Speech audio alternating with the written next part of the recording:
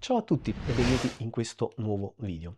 Ultimamente si sta parlando molto delle dichiarazioni fatte al podcast di Gianluca Gazzoli da parte del professore della fisica che ci piace, canale su YouTube e anche molto conosciuto sui social.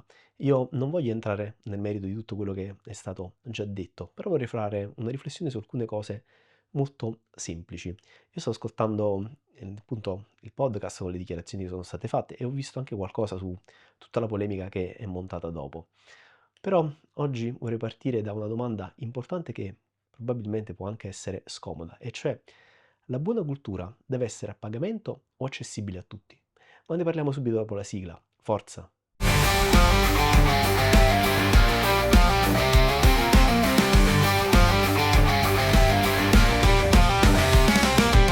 Oggi viviamo in un'epoca in cui di base l'informazione e le conoscenze sono letteralmente a portata di un click.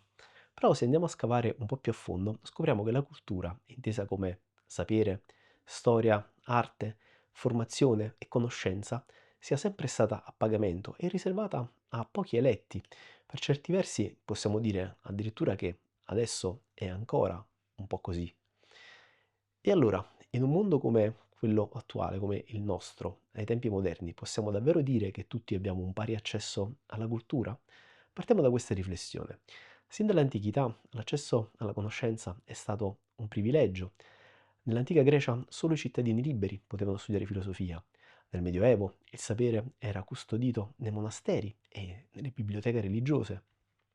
Durante il Rinascimento imparare significava spesso pagare un maestro, un mentore, viaggiare tanto e in generale c'era bisogno di ricchezza. La cultura era un bene d'élite. Ma adesso com'è la situazione attuale?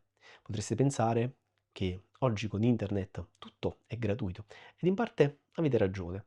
Su YouTube si possono trovare lezioni gratuite, su Wikipedia si può leggere senza pagare e ascoltare podcast e blog ci sono anche contenuti di alta qualità. Ma la realtà è che anche se la cultura può essere in gran parte gratuita, quello che davvero poi forma una persona rimane in realtà spesso a pagamento. Facciamo due esempi concreti. Allora, abbiamo Wikipedia. Wikipedia è gratis, però nessuno garantisce che i contenuti siano sempre accurati al 100%. È sicuramente un'ottima base, però non può sostituire un corso strutturato e approfondito. Su YouTube ci sono docenti straordinari che spiegano gratuitamente quasi di tutto, ma spesso i video non seguono un percorso educativo strutturato, quindi non c'è una struttura formativa dietro, sono fini un po' a se stessi. E poi non rilasciano certificazioni che si possono spendere nel mondo del lavoro. Non garantiscono competenze spendibili che uno può, diciamo, sfruttare ogni giorno. Se prendiamo poi, ad esempio, Netflix e altre piattaforme di streaming, offrono documentari culturali, ma spesso a pagamento oltre il piano base. Masterclass e corsi online professionali di altissima qualità costano centinaia se non addirittura migliaia di euro. Ora, partiamo da questo assunto. In Italia la Costituzione riconosce che la cultura sia un valore fondamentale. Lo Stato attualmente cerca di rendere l'istruzione e la cultura accessibile a tutti. Faccio alcuni esempi. La scuola pubblica è accessibile a tutti. Le università pubbliche hanno delle tasse che sono proporzionate a quello che è il reddito della persona. Esistono poi dei bonus cultura spendibili per i giovani, come ad esempio c'era la vecchia app 18 app. Molti musei statali hanno delle giornate gratuite, credo sia la prima domenica del mese. Le biblioteche pubbliche sono gratuite e quindi ci si può accedere senza spendere un granché o senza spendere nulla. Se guardiamo la struttura dello Stato, l'intenzione mi sembra abbastanza chiara, cioè la cultura deve essere diffusa e non più un bene elitario, ad appannaggio di pochi. Eppure, nonostante queste premesse, i problemi nel mondo reale esistono ancora. L'esempio è semplice: se uno vive a Milano, a Roma o Firenze, non è assolutamente come vivere in un paese sperduto del sud in una zona periferica. L'offerta culturale è molto diversa, sia che ci siano teatri, cinema indipendenti, mostre, eventi e università di qualità. Chi nasce in una grande città, in parte diciamo, ha un vantaggio enorme sugli altri. Nonostante ci siano incentivi e bonus su cultura e ci sia anche l'obbligo scolastico, ancora in molte famiglie lo studio e la formazione, nonché la cultura, non sono la priorità. I dati statistici ci dicono che il 35% degli adulti italiani fatica ad esempio a comprendere un testo. In pratica, più di un italiano su tre fatica a comprendere testi complessi, tanto così per farci un'idea di come siamo messi. Se consideriamo questo, l'articolo 9 della Costituzione italiana parla di promozione dello sviluppo della cultura e della tutela del patrimonio. Questo perché la conoscenza la possiamo considerare indipendenza, la conoscenza è potere e il potere di prendere delle decisioni consapevoli, cosa che in questo mondo fa tutta la differenza possibile. Possiamo quindi dire che in questi termini la cultura non rimane semplicemente alla questione dei libri e dei musei. La cultura intesa come tale diventa capacità critica, consapevolezza sociale, capacità di comprendere il mondo e diventa anche uno strumento di libertà individuale, un mezzo per partecipare attivamente alla società.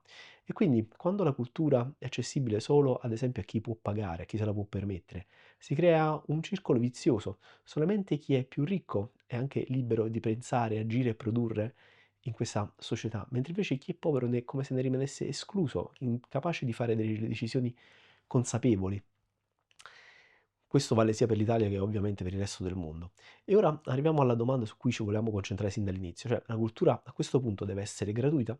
La mia risposta è in larga misura credo che la cultura debba essere gratuita, perché la conoscenza, come l'abbiamo visto finora, non è da considerare semplicemente un diritto, ma un vero e proprio strumento di libertà.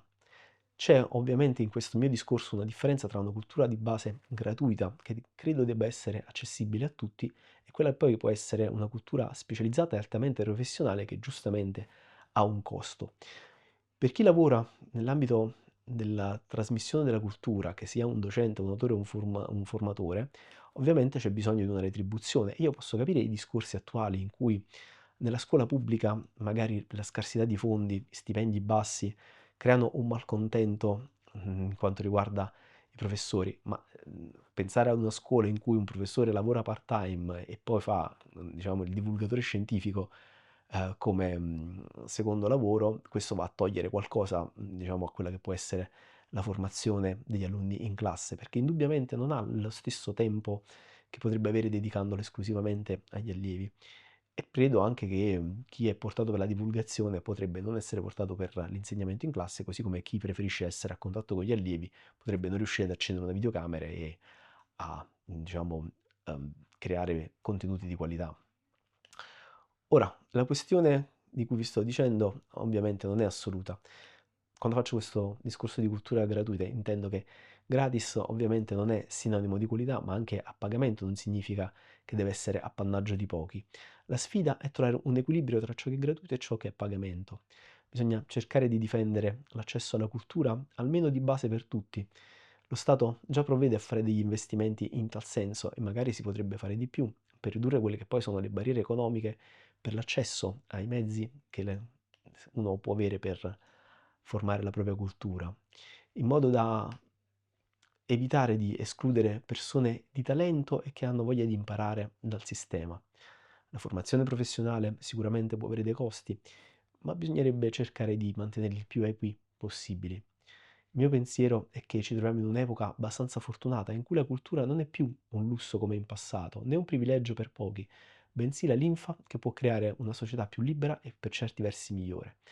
Ora in realtà sono molto curioso, secondo voi la cultura dovrebbe essere completamente gratuita? Lo Stato italiano potrebbe fare di meglio e in che modo?